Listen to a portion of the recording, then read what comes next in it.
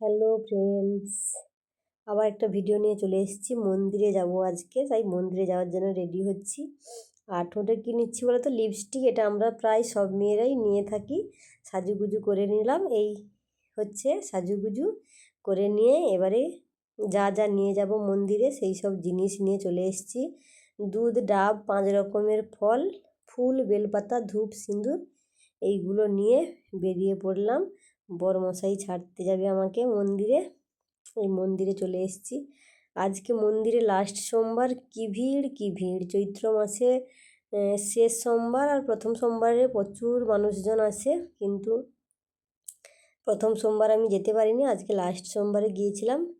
মানে প্রচুর পরিমাণে ভিড়, বলা যাবে না এত পরিমাণে ভিড়।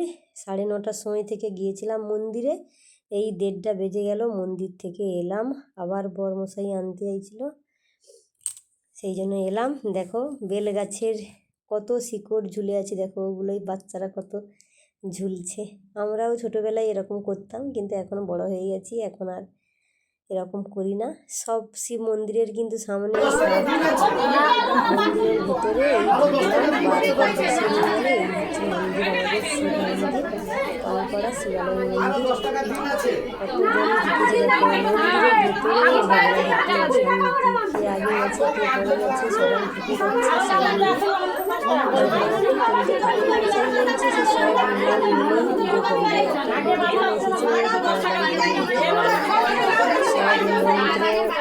পুষ্পাঞ্জলি, তারপর এই যে দুর্গার পঞ্চামৃত যে ঢালবে, তার নিয়ম, পঞ্চামৃতের সব কিছু নিয়ম অনুসারেই সে ঢালবে।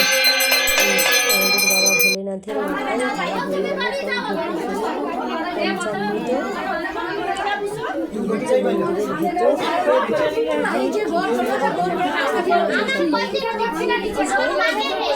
প্রণাম করাই ব্যস্ত, কিন্তু আবার মানুষজন ঢুকে যাচ্ছে মন্দিরের ভেতর। আজ আমি উপবাস দেব, যেহেতু লাস্ট সোমবার। আমি সোমবার সারা বছর করি, আর একটা সোমবার আমি উপবাস দিই। এবছর তো প্রত্যেকটা সোমবার হলো না, একটাই সোমবার উপবাস দেব।